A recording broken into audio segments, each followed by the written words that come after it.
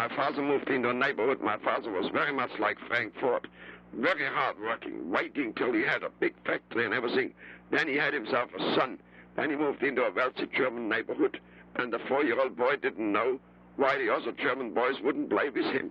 Till one day they said, come on over, want to play, Emil? And when I went over there, they had a 5-gallon pail of pee and dumped it over me and says, you damn Jew. And I run back to my ma crying and says, you the Jew, what is that?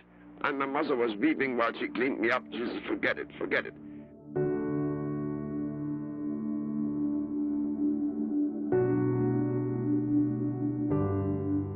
Because of the fracturing that happened during World War II and the scattering of people, in addition to the fracturing that happened within my grandfather's family with the death of my grandmother and the children being raised elsewhere, there was just a lot of loss of story and a loss of the facts. Because my grandfather didn't like talking about his own past, and because my father, his son, did not grow up with him, there was a complete break from that legacy. There was so much trauma that he was trying to navigate. And the idea of trying to create a harmonious family culture in the midst of that, I could imagine why that just didn't happen. He had a tyrannical father, Hebrew praying, not wanting him to really enjoy life, and emphasizing Jews as the chosen people. Fed up with my father being a Zionist, bringing in politics, because a line Dad quoted over and over that you mix soap with politics once more and you're out of here. And I think the out of here was his one-way ticket to America. But by 1944, I had lost father and mother in Nazi concentration camps over there. And I had lost the mother of my 3 children in a state hospital over here. And so I learned beginning 1944 that what causes all the trouble on this earth the past 2,000 years is a lack of rabbis, a failure of rabbis to teach every 12-year-old boy on God's spaceship Earth the moral ABC, without which none survive free. And that changed my life. My grandfather was obviously a highly traumatized individual. And the Holocaust was a dark inspiration for his passion to unite spaceship Earth.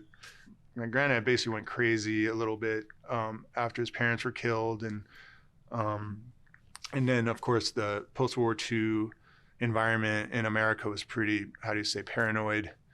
The McCarthy era, and in that era, here's my granddad in a thick German accent preaching about world unity, so he got interned against his will, but Louisa actually signed the papers because she was concerned about his mental stability.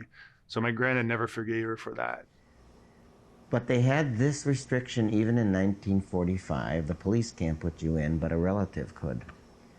So they called his sister, Tante Lucy, who we had saved from the concentration camps, in Rhode Island to sign him in. She was a really nice person. She went on to get her doctorate. She had been a chemist, and she lived in poverty to get her doctorate in German and taught at prestigious universities.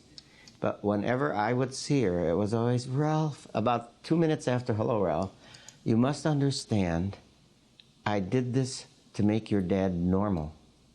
It is not normal to unite spaceship Earth.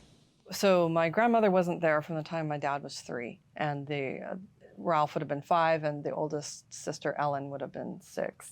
My grandfather was arrested in 1946, I believe, and he was also institutionalized. And so at that point, of course, the children went into foster care because neither parent was around. And so that makes sense. But later, my grandfather escaped from the mental hospital in 1947. He's tried 3 times, was successful on the 3rd time, came to California, and established himself here. The question is, why didn't he then get his children? Some of the answers I've come up with, I think there probably was some fear on my grandfather's part. There is also the idea of the vision he had for the moral ABC in uniting spaceship Earth, and that maybe he felt that the kids were well enough cared for where they were, and that he could devote himself to this. That's, certainly has a bit of an edge to it in its explanation. I do think my dad felt that way. We used to live in these foster homes, and we'd only see him maybe once or twice a year.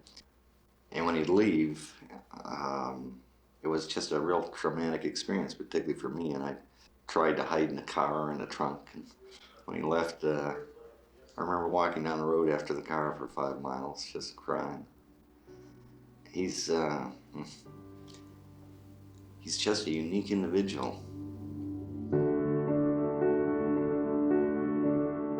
I mean, it's interesting that we were Heilbronners when living in Laupheim, because we took the name from Heilbronn. When my grandfather came to America, he cut the word Heil off the name. And so we were just Bronners.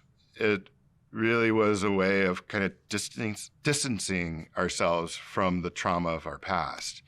And it was only later in life that I actually found out that the word Heil means healing.